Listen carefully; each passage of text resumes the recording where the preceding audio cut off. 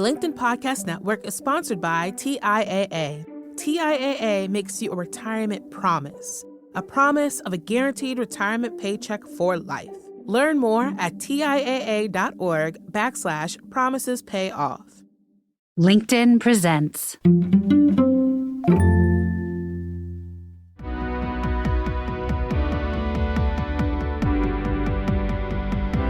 I'm Aarons-Mele, and this is The Anxious Achiever, the show that looks at the intersection of mental health and work, and how we can all do both better.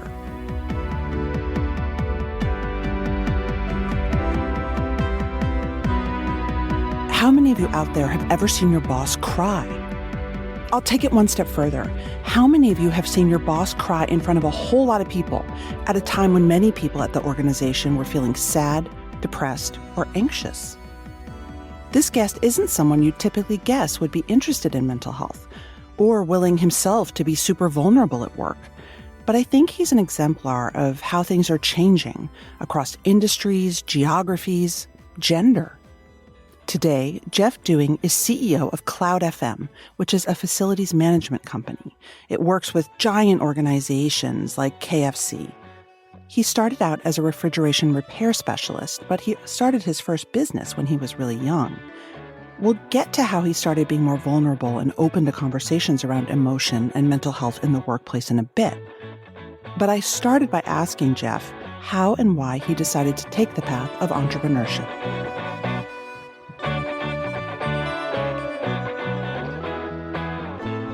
I was an extremely ambitious person, irrespective of the fact I was very much on the lowest tread of the ladder as an apprentice. And I made a statement when I was still cocky and snotty-nosed as a young 16-year-old, saying to very experienced people around me that were trying to teach me the trade. And I said, I'll be a supervisor by the time I'm 19.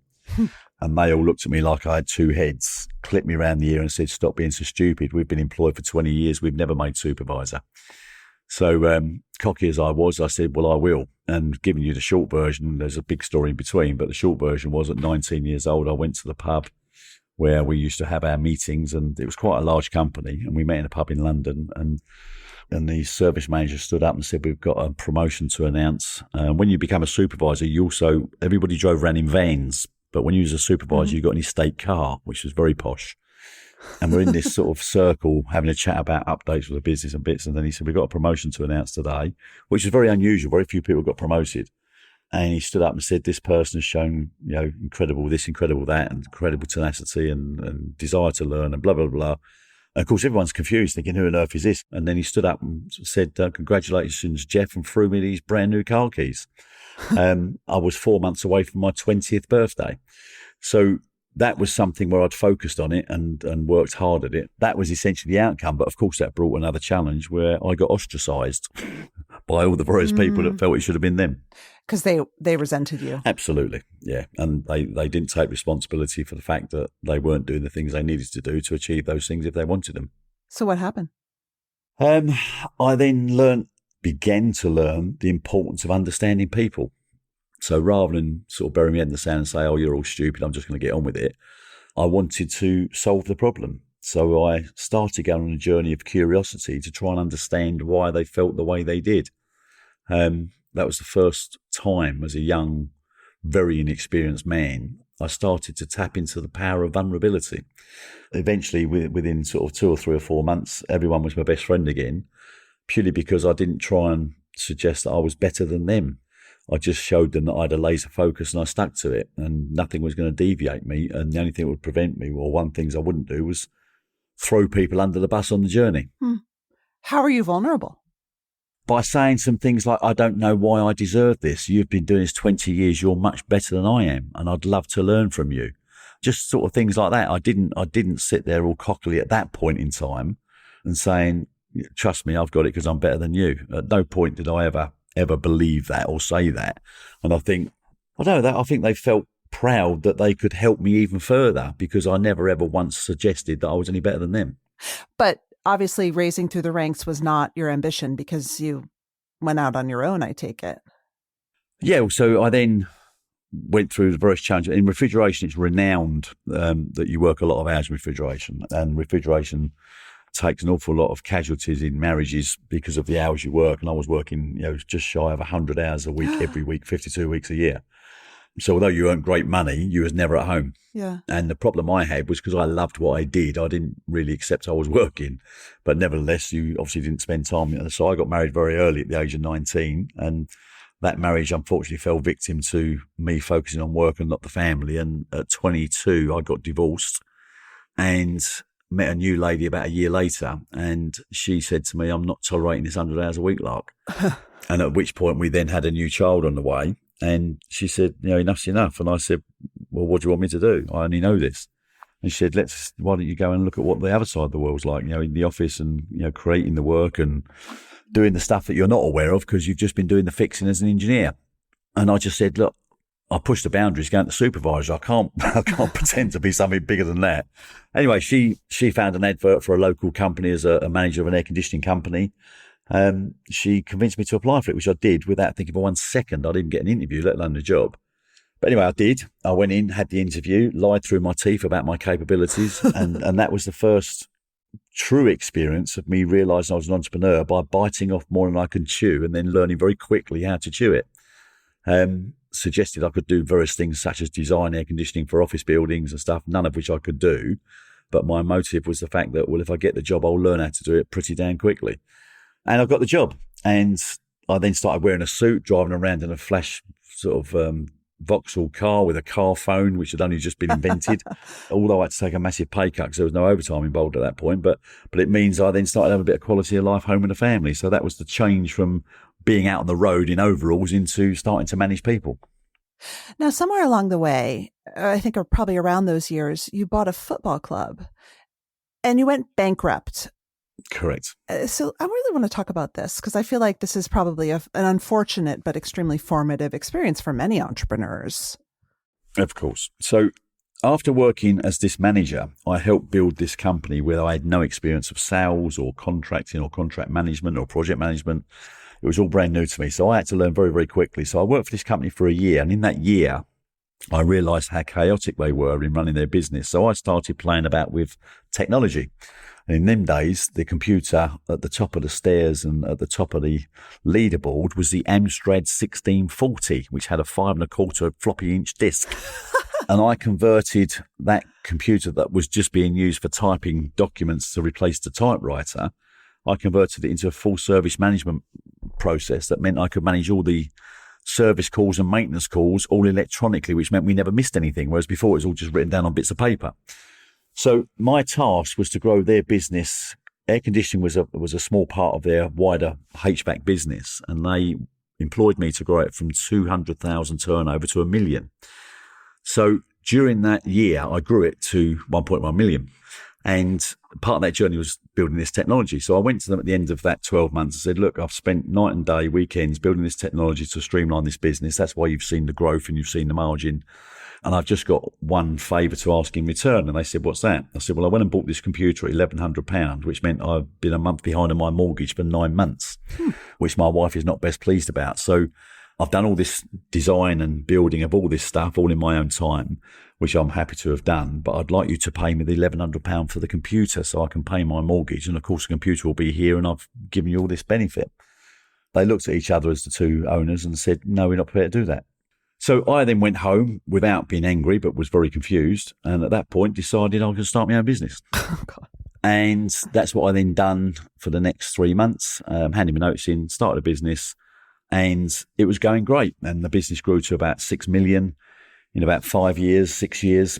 But I couldn't get it beyond the 6 million turnover. But during that journey, you obviously become a lawyer, you become an accountant, you become an IT specialist, you become a HR manager. You have to learn all these things at pace, which I enjoyed. The downside was because I'd done that and I'd grown quickly and was living like a king, I believed I knew it all. I really did believe there wasn't much anyone could teach me, and my success was proof of that. When I realised I couldn't get above the 6 million quid, I started to get bored, really bored. So I found a colleague in the business that was ambitious who said, Jeff, I can run this for you. And I said, great, because I've found a football club I want to buy and try something different. So I went and bought a football club, and the bit I learned at the football club was I could motivate or inspire, because you can't motivate people, you can only motivate yourself, but I could inspire people and inspire them to be motivated to do things that are unbelievable. And this football club hadn't won anything in 50 years. And in my first season, using the same players, they won the league, which had, and we hadn't changed anything other than the conditions for success, the environment, the inspiration, the safe environment, blah, blah, blah, blah, blah. So I learned something or realised something about myself that I didn't know, that I was able to inspire people. And that was great. The downside to that was the football club consumed me. So I ended up spending 40, 50 hours a week there. And as a result of that, I took my eye off the ball with the business. At some point, a year and a half into that journey, 2 years into that journey, I got a phone call to say, Jeff, we need to see you. We've run out of cash. And I've been said, well, how's that even possible? And of course, the reality was, he said, I'm really sorry, Jeff. I should have called you sooner and blah, blah, blah, blah, blah. And I said, no, I get it. Listen, the reality is it's something that I'm entirely responsible for. Let me take the reins back and look into it. By which time it had been realised that it was beyond repair. I had to take the hit, and I lost my house and my cars and just about everything, and my dignity, and sort of had to go on to benefits. And it was the lowest point of my life that I would never recommend to anybody. Wow. You went on public benefits. You went from being someone who can own a football club. Yep. As you're telling me all these stories, Jeff, and I realize this is all with the advantage of a lot of hindsight, but you're telling a story of an entrepreneur that I feel like I've heard, of someone with just almost a different set of skills than the rest of us. The ability to see gaps where other people can't, but also a little bit of almost like a compulsiveness, like you get so wrapped up in what you're doing. I know you're very reflective. Have you had time to reflect on what it is about you and your makeup that makes you this kind of creator? Well, yes, I am. I'm very clear on it because I've spent the last 10 years trying to understand why. Yeah. What I find really common in young entrepreneurs, and this is not to say it's everybody, but certainly, when I started my air conditioning business, I didn't start it to solve a problem and make the world better. I started it because I thought that's how you get rich and have a great life. And I think that that's 90% of why young entrepreneurs do that. They think they found a niche in the market, not a niche to solve problems, a niche to earn money. And that's where it all goes wrong, because that's not what life's about, but that's what we think it's about, because we're wired to, during education, school, leaving school, we're all taught all these lessons in school about maths, physics, biology, and all the various things we do. And that's supposed to be enough to get us through the rest of life. And it isn't, because you have to continually be educated for the rest of your life. And one of the things that I sort of learned after that collapse was this incredible recognition that all I was doing, although I was enjoying employing people and being this so-called successful guy in our town or our village that I was known to be at the time, I wasn't actually helping anybody. I wasn't solving any problems. I was just self-serving. When you look at most people that start a business, there's three reasons people start a business. One is because they're unemployable for whatever reason, disruptive. Yeah. Two, because they think, this is how I'm going to earn more money than just a salary. And three is because I want to solve a problem for the world. 90% of people start a business for the first two reasons, which is why 90% of businesses fail in their first year. Huh. Those people that start a business that's purpose-driven, 90% succeed. And I think that was the biggest lesson I learned after that big, feet to the fire and hitting the ground hard, was when I realised at that point, at the age of, 35 or whatever it was I was, Jeff, God, you've been getting this wrong. Did you still have trust in yourself that you could rebuild another business? Because that's what you did. No, I had no trust, because what I learned at that point, after self-reflecting and hiding for 6 months, where I was really in a bad place, I wasn't depressed. I don't suffer depression, thank God, but I was I was as close to whatever that was that I understood it to be. Yeah. I was ashamed. I was embarrassed. I'd let the family down. I was, let the kids down. So I was in a terrible, terrible place. But what I learned, what I reflected on, was that despite being an entrepreneur and very successful at very high speed and all the stuff and all the things I'd achieved, I actually knew nothing. I knew the square root of zero.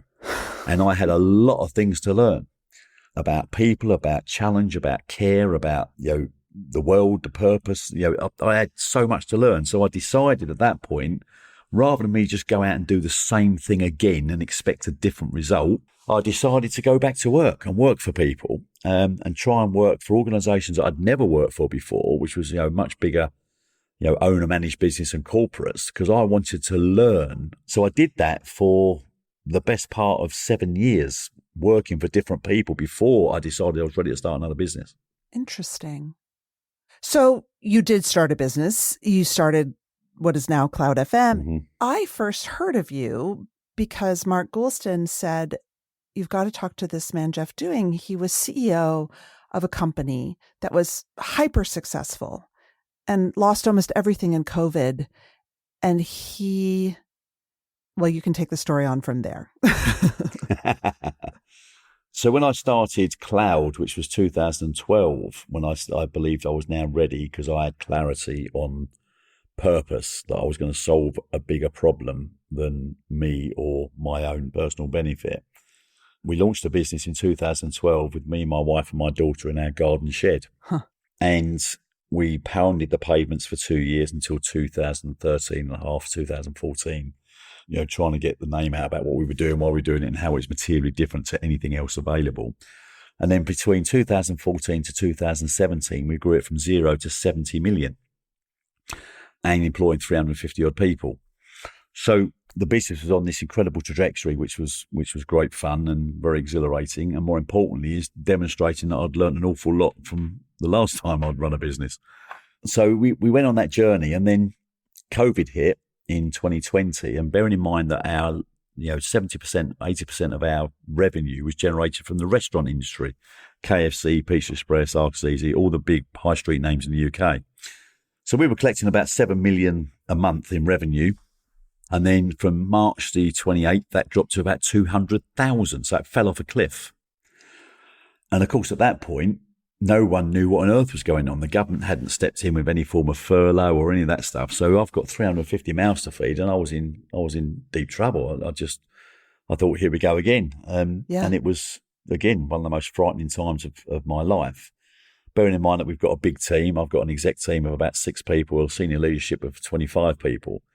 And despite being sort of quite a focused character and quite a calm character, my exec team said to me after emergency call, once all this had happened a week later, I said, right, come on in, Jeff, what are we going to do? Where I would normally say, right, we're going to do this, we're going to do that, we're going to do the other. And I said to them, for the first time in my entire life and career, I said, I've got no idea. I don't know where to start. In fact, I'm not even sleeping. I'm in big trouble. And anyone that knows me, which they clearly do, I can sleep standing up. Nothing has ever stopped me sleeping. So they said to me at that point in time, look, Jeff, we want you to take a few days off, go and take some time, go and spend some time with your wife, just switch off. We'll take it from here, and then we'll catch up at the end of the week, and we'll let you know what ideas we've come up with. And I said, no, I can't take a few days off, not this moment of need. I can't, that's ridiculous. They said, Jeff, the most important thing is that the only time you're allowed to be selfish is on your own personal well-being, because if you're not the best you can be, you're of no use to anybody else. So I took their instruction, took a few days off, and when I came back at the end of the week, they presented me with about 7 different scenarios of what could happen and how we would respond to it. And I summarise it by saying that team that had been working with me for 5 or 6 or 7 years had suddenly become giants. They'd stepped up 17 gears, which I'd never seen before. And that's because I showed my vulnerability and allowed them to be their best selves. Huh. Were you able to step away? Like, I would imagine it was hard. It was interesting because at that point I was so worried that there was no value that I could add by doing nothing for 3 days. So I did nothing for 3 days. What made it a little bit easier was that everything was closed anyway. So there was no activity going on. So that sort of took a bit of pressure off me worrying about, what I could be doing or what I couldn't, because no one was doing anything because everyone was at home. So it gave me, if you like, permission to do that. But the bit that blew me away was the way the team then reacted as a result when they saw that I was in need, which I'd never shown before. I'd never shown vulnerability before. That was when I learned a huge lesson. They became giants. And you innovated the business. You built it back up. the revenue fell off a cliff, as I explained. And we had to work out, how are we going to do this? Because everybody had locked the checkbooks up because everyone didn't know what was going to happen. So everyone's preparing for what may or may not happen.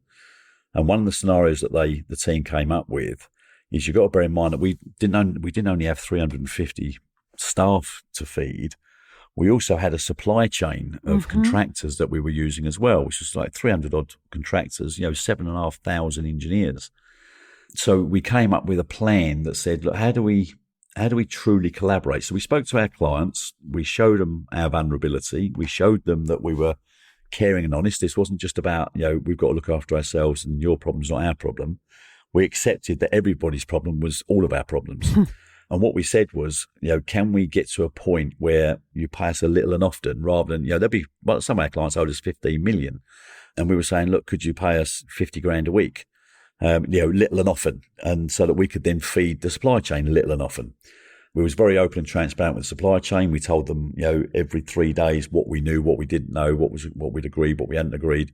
So everybody, the golden rule that I've learned in business is the three most important words in business, whether you're doing well or you're in crisis, the three most important words: communicate, communicate, communicate. Yeah. And when everyone knows what's going on, you create clarity. And when you've got clarity, people can make great decisions. And so we started then just trickle feeding money through. And we had the philosophy that said we all need to hold our breath at the same time for the same amount of time. Yeah. And we'll be okay.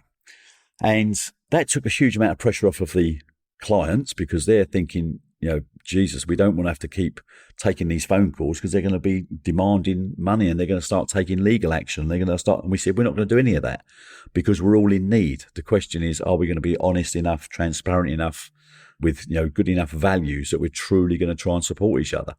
Anyway, that was the way we took it. And through that journey, we came out the other side where every one of our contractors were very trusting of us because we did exactly what we said we would do. And if something went wrong, we'd tell them straight away. We didn't try and play any silly games. And we showed our vulnerability. We told them what we didn't know when we didn't know it. So it created this incredible unit that meant we could get through anything. And that was the lessons that we'd learned through saying, it's only ever the right thing to do is to be honest and be truthful and do the right thing, no matter what. So that was pretty much the principles. We had all the difficult conversations that we thought were going to be difficult that actually then were not difficult because people believed we were truly in it together. And then we started to work together rather than fight each other. I love what you just illustrated. I call it reducing anxiety through clarity, right? Because anxiety exists when there's a vacuum of communication or information.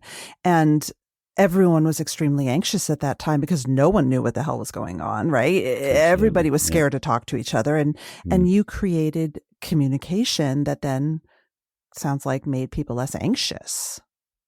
Well, at least even when we said, look, we can't tell you anymore because we don't know anymore, they believed us. They didn't think we were playing our cards close to our chest because we were brutally transparent.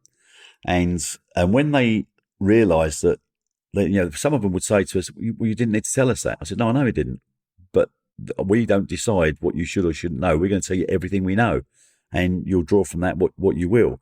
And you can phone us 24 hours a day. We'll never not take your phone call. You'll never, ever hear us, avoiding you because that's not how we operate.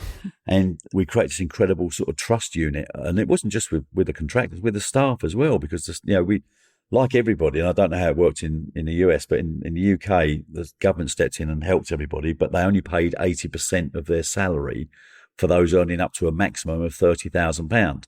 So anyone that was earning more than that only got the equivalent of 2,000 quid a month, or in your case, $1,700 or something.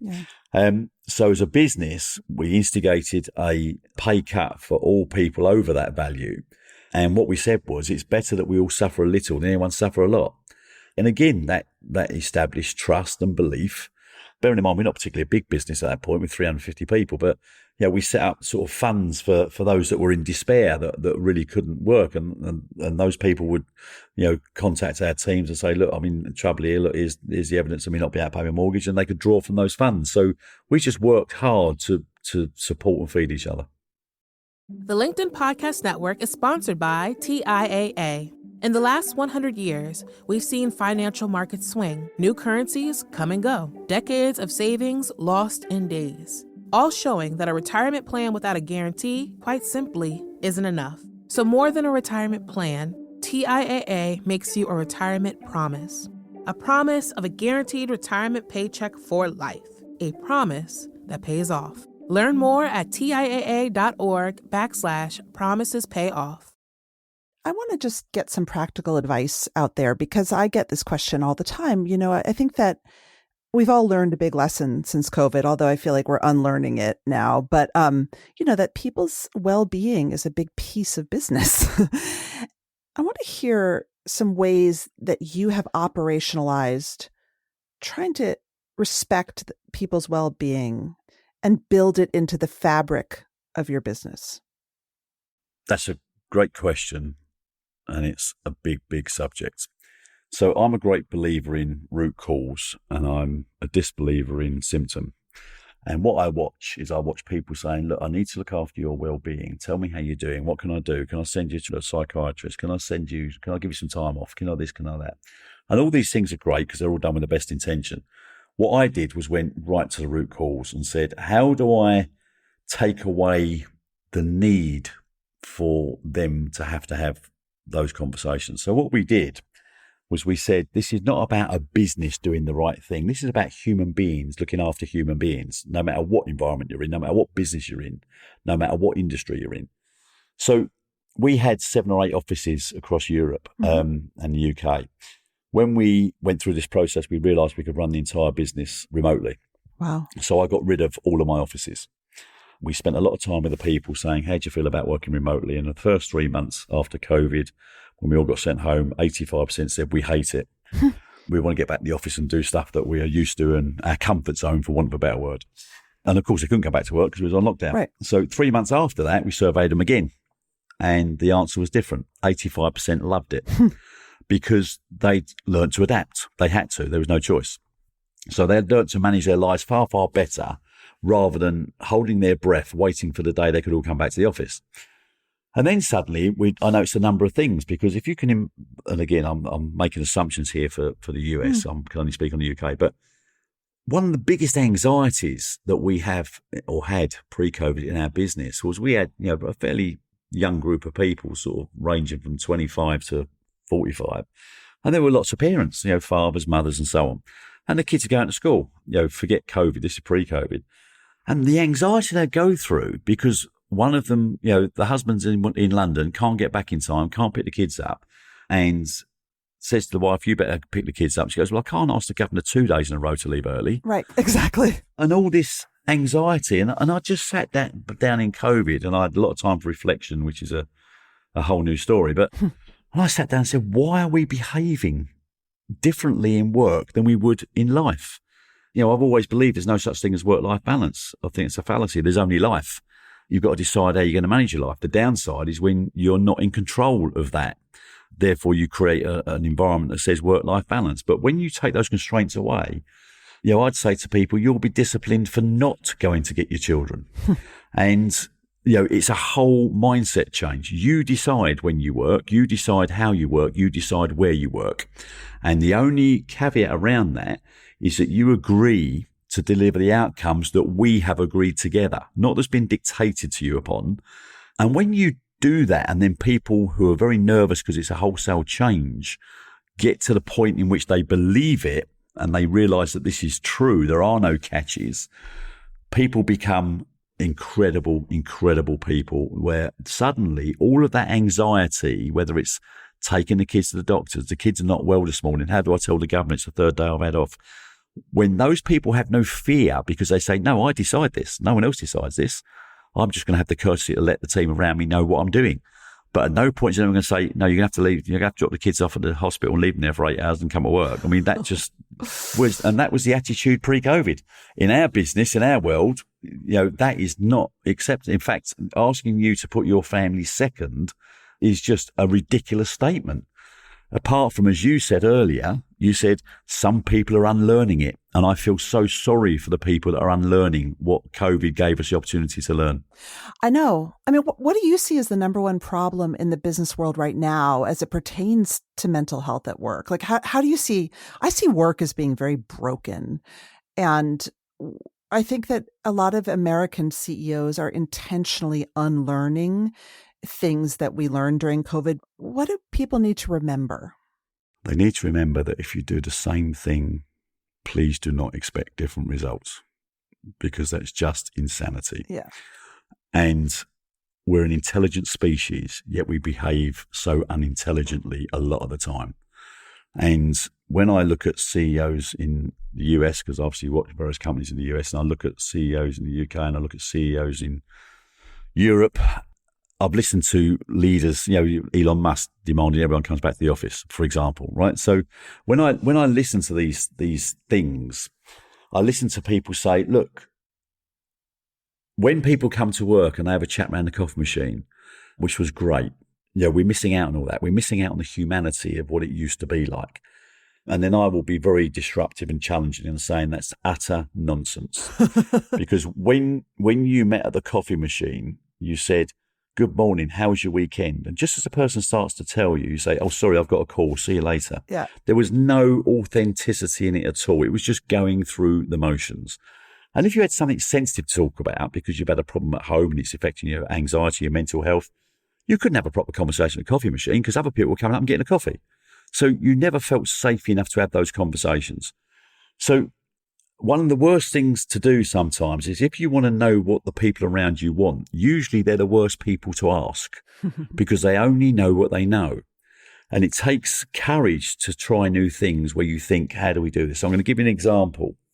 We, like most companies, when we went into the lockdown environment, we used Microsoft Teams as our communication tool. Some use Zoom and some use Google Meet or whatever.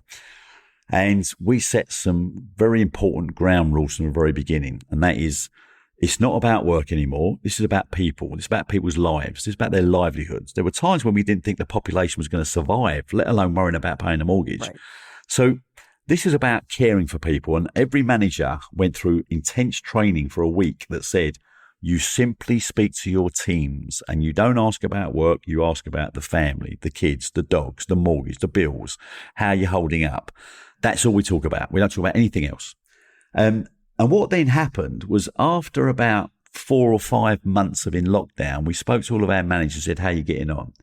And they came back surprised themselves because they argued it in the beginning.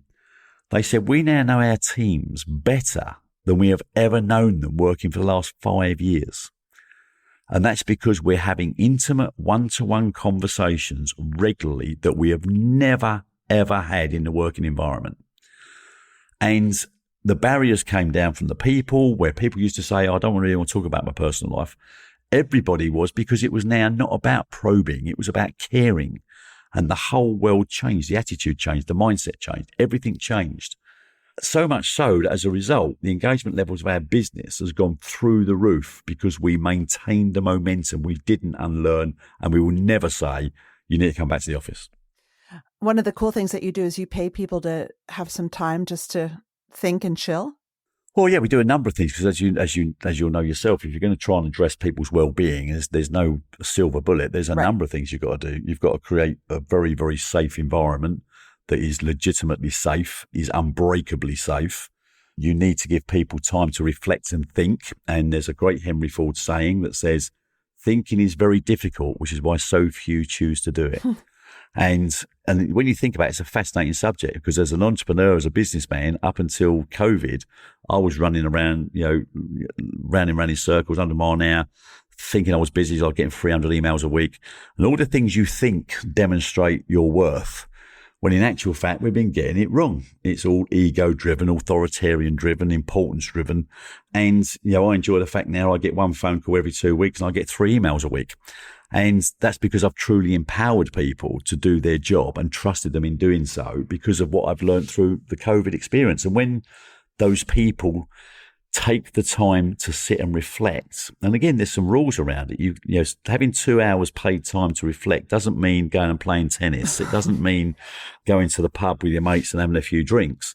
It means you've got to walk through the forest. You've got to go to the beach and watch the waves crash. You've got to create an environment where your entire mind is cleared of noise, and you will be amazed on the value it brings. Let's talk about safety for a minute. Safety is something that is so desired. Psychological safety, obviously physical safety. You've said you've created or you're trying to create an absolutely safe environment. What does that mean? And what is the lever to pull? People join a company and leave a boss. Mm-hmm. That's essentially what happens in the world. And the reality comes down to, if you're going to solve the engagement challenge, the culture challenge, and the well-being challenge, you have to focus on the very people at the heart of that challenge, which is managers. Oh, yes. And despite the fact we believe, and we'll shout from the rooftops, we have a fantastic culture, we still have to face the reality that we have 50 senior managers, which means by default we have 50 cultures, because nobody's the same. The question is, how do you align that culture to the best you can? And the only way you can truly do that properly is by having some deep-rooted core values that are non-negotiable, that you're all held to account on every day by everybody. And the manager's role is not a manager. The manager's role is a coach. A manager's job is to mark the homework. The coach's job is to help you get the best results. And every manager in our business believes, because we've taken them on this journey, that they only exist to serve. That is their only purpose. Their purpose is to make the people around them better than they are today, and hopefully better than themselves. And when you create that environment, that's when you create a safe environment, because everybody cares. And the key, we have a thing that says care without caring. How do you care without caring? It means you care so much for the people you are looking after. You do not care about the consequences on you. Wow. So if I push the boundaries to protect somebody and I break a rule as a result, that's okay. I will suffer those consequences as long as I've made sure you're okay. And that is the philosophy you have to create. And remember one thing, the one thing that we live by: no one cares what you say, they care what you do. And that's how you're measured. That's really interesting. I think about managers a lot, because I think about that they've been given a mandate to take care of emotional needs and care, but mostly not given any extra time, space, or resources to be able to do all of it. Yep. And that in most companies also, I see so many managers as being sort of the henchmen of a fiefdom that their boss controls. And so their job is actually to protect their boss's wishes, not their people's wishes. And again, that's an interesting factor, because I do quite a few keynotes across Europe, and I draw this diagram. I draw this triangle. If you imagine a triangle in your head now, and at the very top of that triangle is the CEO or the C-suite, and in the middle of that triangle is the managers, and at the bottom of the triangle is the frontline staff. And what happens is the C-suite CEO is sending all these instructions down to their managers about EBITDA, results, goals, targets. The managers then send that information back to the frontline staff. And then the frontline staff then come across some challenges, and they go, "Well, I don't know how to solve this." So they look back upwards to the managers and they say, well, what do we do here? Yeah. And then the managers go, "Oh, don't know the answer to that." They look up to the CEO and say, "What do we do here?" So you've got this ridiculous scenario that 95% of businesses operate. So we changed all that, and we reversed the triangle. We turned it upside down. And the CEO is now at the peak of the triangle, but it's at the bottom. The manager in the middle and the frontline staff are at the top. And the CEO and the C-suite's only job is to remove all of the barriers for the managers to do their job. Huh. The managers are our clients. They're not our servants. And the manager's job is to remove all of the barriers from the frontline workers' role. Then the frontline staff focus purely on the client and the outcomes. And managers are empowered to make those decisions. And we have a situation in our business that said the word failure does not exist. It is impossible to fail.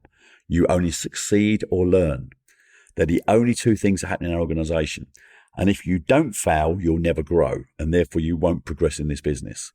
Because you create fear of failure, you take away all creativity in an organization. I want to close out here with some reflection. One of the quotes that I read from you said that you felt the first time around with your own kids, you were absent a lot. You were just working too hard. and you have, I think, 8 grandchildren, and you're really trying to make up for it. Do you sit with those kind of regrets and difficult feelings at your stage in life and leadership? And if so, what reflections, what advice do you have on that? That's a really interesting question that commands a bit of a controversial response. Okay. I have no regrets, not because I'm clever or special. I have no regrets because if I hadn't experienced what I had, I would not be able to be doing what I'm doing today. And the learnings I take, because regrets are things that you can never solve. You've got to come to terms with those regrets. You've got to learn to accept those scenarios and decide how you put it to greater use as a result of learning those lessons. So I would argue that it's probably one of the most commanding memory that I have that drives how I feel today. That at no point should you ever put your work before your family. And if you've got a situation where you have the freedom that you're about to go to work or to a meeting at 9 o'clock in the morning, and one of your children who hasn't got to be at school until 10, I'm making this up as I go along, says, "Daddy, can you just help me with this homework? It's really important." And Daddy in my world was, "Sorry, son, I've got to be at work. I've got to go. Ask your mum to do it." Whereas now our people have the freedom to say, "Hell yeah, we'll do that with you now." And they just text their team to say, "I won't be around until 10. And we're in a world now that we have very strong values, right, in our organization. We have 4 values that we live by. One is freedom, the freedom to fail, the freedom to try new things. Integrity, no matter what it costs, we'll always tell the truth. Humility, acknowledging we don't always get it right. And then empathy, put yourself in other people's shoes. And if you've got a client that doesn't appreciate that they're going to have to wait because this particular person is looking after their kid, then they're the wrong client. So no regrets? No regrets, but almost glad it happened, because if it hadn't have happened, would I still be thinking that what I was doing then was the right thing?